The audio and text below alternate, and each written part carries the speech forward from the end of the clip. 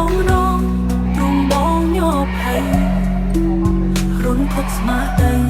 លងស្នេហ៍ស្រីហាឬពីជាតិមុនយើងជាគូស្នេហ៍គូពីបុព្វេឲ្យបងជួបស្នេហ៍ដងទៀតបើជាការពិតស្នេហ៍យើងឆ្លងជាតិសូមជួបអូនទៀតគ្រប់ជាតិណាថ្លៃតើជាការពិតដោយការគិតទេ